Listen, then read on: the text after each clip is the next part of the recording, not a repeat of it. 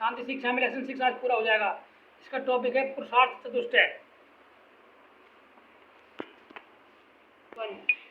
पुरुषार्थ चतुष्टय का क्या अर्थ है? पुरुषार्थ चतुष्टय का क्या अर्थ है? भारतीय संस्कृति में जीवन को सर्व प्रकारेण आनंदपूर्ण बनाने के लिए पुरुषार्थ चतुष्टय धर्म, अर्थ, काम, मोक्ष की उद्भावना को रखा गया है। सबसे पहले धर्म की अवधारणा है। यदि धर्म को सर्वप्रथम न रखा गया होता तो अर्थ और काम इनके पीछे पीछे भागते रहने से समाज में अव्यवस्था फैल जाती। मानव अर्थ के पीछे ही भागता रहता है और जीवन का अंतिम लक्ष्य मोक्ष को भूल बैठता।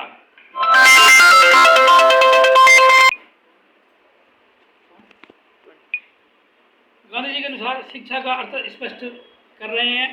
तो गांधी जी शिक्षा द्वारा बालक का सर्वांगीण विकास चाहता है। सर्वांगीण विकास का तात्पर्य बालक के शारीरिक, मानसिक, आध्यात्मिक, सामाजिक आदि विभिन्न पहलुओं के विकास से है। शिक्षा का अर्थ स्पष्ट करते हुए उन्होंने लिखा है, शिक्षा से मेरा अभिप्राय बालक तथा प्रौढ़ के शरीर, मन और आत्मा में अंतर्निहित सर्वोत्तम शक्तियों के सर्वांगीण प्रकटीकरण से है। गांधी जी के अनुसार 3H से क्या अभिप्राय है? 3H गांधी जी के अनुसार 3H से अभिप्राय 3H हैंड, हाथ, हेड, मस्तिष्क और हार्ट हृदय से है। 3H का मतलब 3 बार H, यानी कि हैंड, हाथ, हेड, मस्तिष्क और हार्ट हृदय से है। शिक्षा के वास्तविक उद्देश्य से क्या अभिप्राय है? शिक्षा का वास्तविक उद्देश्य गांधी जी के अंतिम या वास्तविक उद्देश्य को शिक्षा द्वारा वास्तविकता का ज्ञान एवं आत्मानुभूति को माना है। शिक्षा का यह परम उद्देश्य होना चाहिए कि वह व्यक्ति का संपूर्ण विकास करके उसके चरित्र का निर्माण करे, क्योंकि चरित्र के निर्माण द्वारा उत्तम राष्ट्र का निर्माण संभव होगा। शिक्षा दर्शन की परिभाषा गांधी जी के अनुसार साक्षरता न तो शिक्षा का आरंभ है और न अंत। यह विभिन्न साधनों में से एक साधन है जिसके द्वारा पुरुषों और स्त्रियों को शिक्षित किया जा सकता है। अहिंसा से क्या अभिप्राय है? अहिंसा गांधी जी दार्शनिक विचारधारा का दूसरा महत्वपूर्ण तत्व अहिंसा है। अहिंसा परमो धर्म है, अर्थात गांधी जी अहिंसा को परम धर्म मानते हैं। अहिंसा का इतना अधिक महत्व इसलिए है कि सत्य, जिसको गांधी ईश्वर मानते हैं, की प्राप्ति मात्र अहिंसा के द्वारा ही संभव है। महात्मा गांधी जी ने शिक्षा के कितने उद्देश्य बताए? महात्मा गांधी ने शिक्षा के उद्देश्य को 2 भागों में विभाजित किया है। नंबर 1 शिक्षा के तात्कालिक उद्देश्य और नंबर 2 शिक्षा का वास्तविक उद्देश्य। गांधी जी ने दर्शन को कितने भागों में बांटा है? गांधी जी ने दर्शन को मुख्यतः 3 भागों में बांटा है। नंबर 1 तत्व मीमांसा, नंबर 2 नीति मीमांसा और नंबर 3 समाज दर्शन। यम से क्या तात्पर्य? यम से क्या तात्पर्य? इसमें हमने लिखवाया था कल। यम पहला नंबर है यम का मतलब है बुरे काम छोड़ना। यम का अर्थ है चित्त को धर्म में स्थित रखना।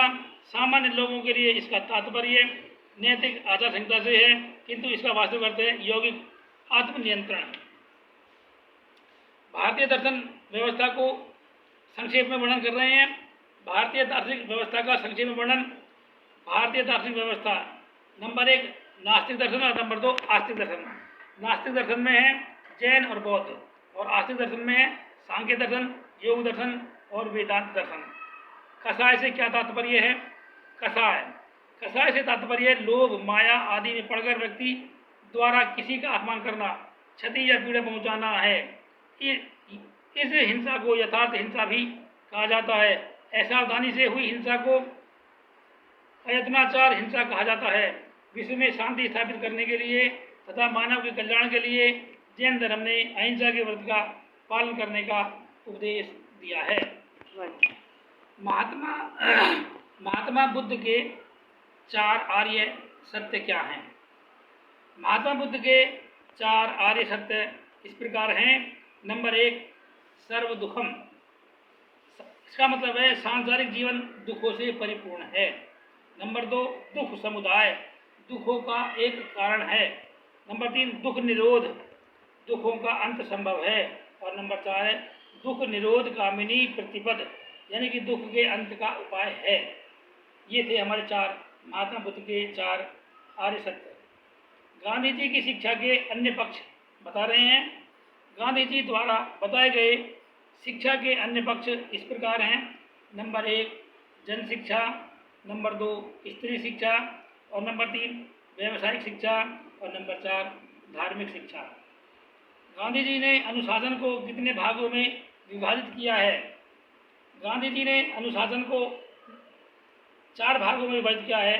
नंबर 1 प्रभावात्मक अनुशासन, नंबर 2 दंड रहित, सहित नहीं, दंड रहित अनुशासन, नंबर 3 स्नेह युक्त व विश्वास युक्त अनुशासन, और नंबर 4 आत्मानुशासन। महात्मा गांधी ने पाठ्य चर्या में किसे प्रमुख स्थान दिया है? महात्मा गांधी ने पाठ्यचर्या में मातृभाषा को प्रमुख स्थान दिया है।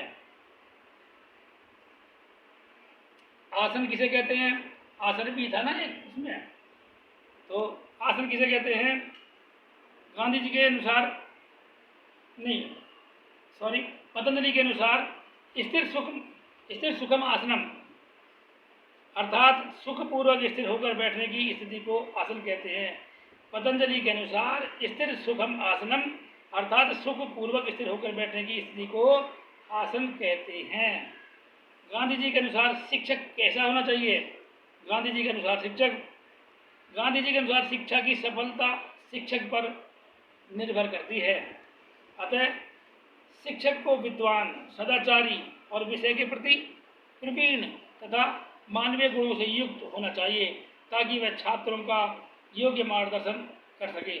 शिक्षकों को बालकों का विश्वास पात्र होना चाहिए। शिक्षकों को बालकों का विश्वास पात्र होना चाहिए। ध्यान से क्या तात्पर्य है? धारणा की स्थिति में चित्त के निरंतर स्थित रहने को ध्यान कहते हैं। ध्यान की स्थिति में कोई दूसरा विषय चित्त में नहीं रहता है, केवल ईश्वर का ध्यान करते हुए चित्त एक स्थान पर 2 घंटे तक ठहरता है तो एक ध्यान सिद्धि मानी जाती है। समाधि से क्या अभिप्राय है? समाधि था हमारा 1 नंबर, कौन नंबर बता? समाधि नंबर 8 पर था समाधि।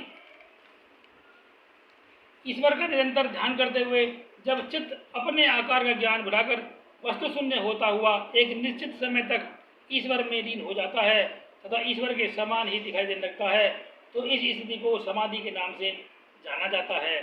12 घंटे तक वस्तु शून्य हुआ चित्त अपनी एक समाधि लगाता है तथा मोक्ष प्राप्ति के अनुसार लक्ष्य को पूरा करता है। ये था समाधि से अभिप्राय। तनाव को कम करने की 2 विधियां इस प्रकार है। नंबर 1 बाधाओं को नष्ट या दूर करना, नंबर 2 शोधन। तनाव की एक परिभाषा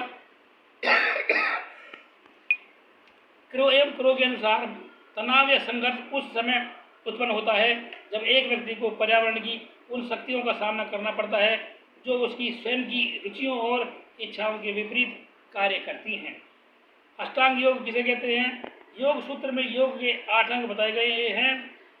यम, नियम, आसन, प्राणायाम, प्रत्याहार, धारणा, ध्यान, समाधि, इन्हें अष्टांग योग कहते हैं। अष्टांग योग तनाव कितने प्रकार का होता है? तनाव 3 प्रकार का होता है, मनोवैज्ञानिक तनाव, जैविक तनाव और सामाजिक तनाव। स्वाध्याय से क्या अभिप्राय है? स्वाध्याय 5 नियमों के अंतर्गत स्वाध्याय का अभिप्राय अपने व्यक्तित्व के गुणों त्रुटियों के प्रति सजगता से है ताकि हम यह जान सकें कि हम कौन हैं। इसी को स्वाध्याय अर्थात स्वयं का अध्ययन करना कहा जाता है। वेद, उपनिषद, षड्दर्शन एवं आध्यात्मिक प्रगति हेतु आत्मज्ञान प्रदान करने वाले शास्त्रों का अध्ययन, मनन, चिंतन करना, शास्त्रों में वर्णित निंदित कर्मों का परित्याग, ओंकार या गायत्री महामंत्र का जप आदि करना स्वाध्याय के अंतर्गत आता है। लास्ट है हमारा प्राणायाम का अर्थ। प्राणायाम प्राण जमा आयाम शब्दों से मिलकर बना है जिसका अर्थ है प्राणों का विस्तार अर्थात प्राणवायु पर नियंत्रण स्थापित करना। प्राण तत्व संपूर्ण ब्रह्मांड में व्याप्त है। जहाँ भी क्रिया है वहीं प्राण है। प्राण के अभाव में शरीर निर्जीव हो जाता है। ये था आज का हमारा टॉपिक। कल लेसन 7 शुरू होगा। तब तक के लिए नमस्कार।